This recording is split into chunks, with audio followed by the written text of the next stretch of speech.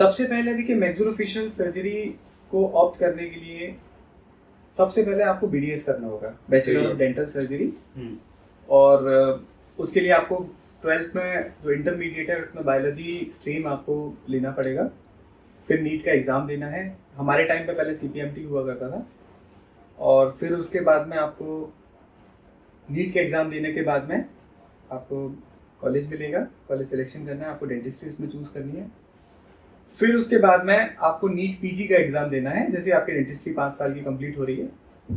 और उसके बाद में आपको पोस्ट ग्रेजुएशन के लिए जो एग्ज़ाम नीट पीजी का एग्ज़ाम देना है उसको क्लियर करना है, और उसमें फिर आपकी रैंक के हिसाब से आपको डिवीज़न मिलता है। तो जो सबसे अच्छी ब्रांच है वो है मैक्सिलोफेशियल सर्जरी, जो हम कहा जाता है कि डेंटिस्ट्री की सुपर स्पेशलिटी है और नंबर 1 ब्रांच कही जाती है। और इसमें हम डेंटिस्ट्री के सारे कॉम्प्लिकेशंस के साथ साथ कई अलग अलग समस्याओं को भी देखते हैं। तो जो 3 साल का ये कोर्स है, पोस्ट ग्रेजुएशन है, वो करते हैं। हालांकि इसके बाद भी कई सारे ऐसी फेलोशिप कोर्सेज हैं जो हम कर सकते हैं कई अलग अलग सेंटर्स से।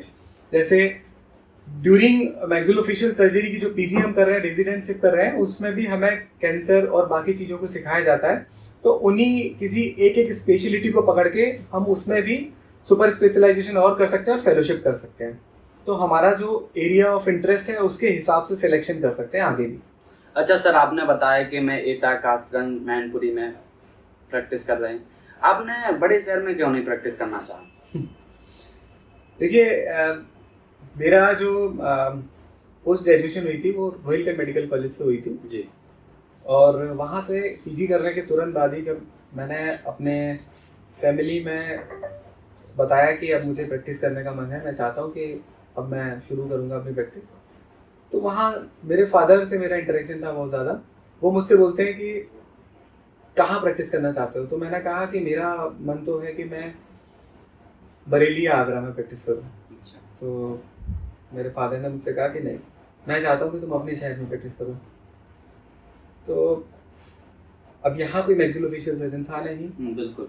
और मैं तो नाम ही पहली बार सुन रहा हूँ। तो उन्होंने मुझसे बोला कि देखो, छोटे शहर से काम करो, अपने शहर से काम करो, तो पता चलेगा कि तुम कितना पढ़ के आए और किस तरीके से हो। उन्होंने थोड़ा सा एक मुझे चैलेंजिंग एक एटीट्यूड देते हुए बोला कि अपने शहर से काम, छोटे शहर से काम करके देखो, क्या पता तुम कुछ कर पाओ या नहीं कर पाओ, हमें तुम्हारी एफिकेसी पता चल जाएगी। तो मैंने फिर इसीलिए एटा ऑप्ट किया और मेरा जो होम टाउन है वो भी एटा ही है, यहीं से बिलोंग करता हूँ मैं। तो मैंने फिर चैलेंज एक्सेप्ट किया और फिर एटा से प्रैक्टिस शुरू करी।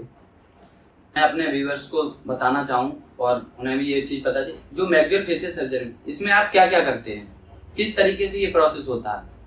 देखिए, मैक्सिलोफेशियल सर्जरी जो है ये फेस की सर्जरीज हैं। तो इसमें सबसे पहले तो हम आपको बताएं कि डेंटिस्ट्री के जो सुपर स्पेशलिस्ट वर्क हैं, जैसे कि अकल दाढ़ की सर्जरी, कई बार वो टेढ़ी होती है, वो टूटे जबड़े की सर्जरी से चेहरे पर कोई भी एक्सीडेंट, दुर्घटना में चोट लग जाए, चेहरे की प्लास्टिक सर्जरीज, ओरल कैंसर, मतलब मुंह का जो कैंसर बहुत कॉमन है वो, उसके अलावा कई ऐसी परेशानियां जैसे मुंह का ना खुलना, वो भी इसमें शामिल है।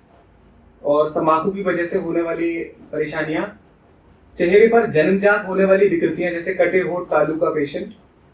अभी रिसेंटली मैंने एक पेशेंट भी किया जिसकी एक आंख का जो पलक है वो भी इस विकृति में था, जन्मजात कटा हुआ था। तो ऐसे पेशेंट्स को भी हम ट्रीट करते हैं।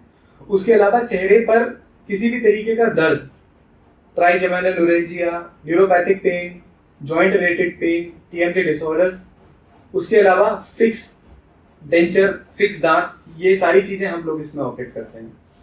तो गले से ऊपर के मैक्सिमम जो रसौलियां, ट्यूमर्स हैं, ये भी सब चीजें हम इसमें ऑपरेट कर रहे हैं। आप ये समझ सकते हैं हम पूरे फेस की सर्जरीज कर रहे हैं। मैं देख रहा हूँ कि ओरल कैंसर बहुत कॉमन होता जा रहा है, इसका क्या कारण है? देखिए, आजकल लोगों का जो खान पीन है वो बदला है और उसकी वजह से कई बार लोग तंबाकू का सेवन ज्यादा कर रहे हैं, नशा करते हैं, सुपारी खाते हैं। लोग समझते हैं कि सुपारी खाने से कैंसर नहीं होगा। तो मेरा उनको ये कहना है कि मुंह में रगड़ अगर तंबाकू की है या दांतों की, दोनों कैंसर बनाएगी। अगर कई बार आपके मुंह में छाला बना है जो बहुत लंबे समय से चल रहा है, वो भी आगे जाके कैंसर में तब्दील हो जाएगा। या कभी कोई चोट लग जाए या किसी भी कारणवश आपके दांतों में या मुंह में लगने से कोई छाला बन जाए जो बढ़ता चला जाए, हम उसकी तरफ ध्यान न दें, वो आगे कैंसर का रूप ले लेता है। कई बार कुछ छोटे मोटे ट्यूमर्स रहते हैं जो हम बहुत लॉन्ग स्टैंडिंग रखते हैं, जो सिर्फ मैलिग्नेंसी में कन्वर्ट हो जाते हैं।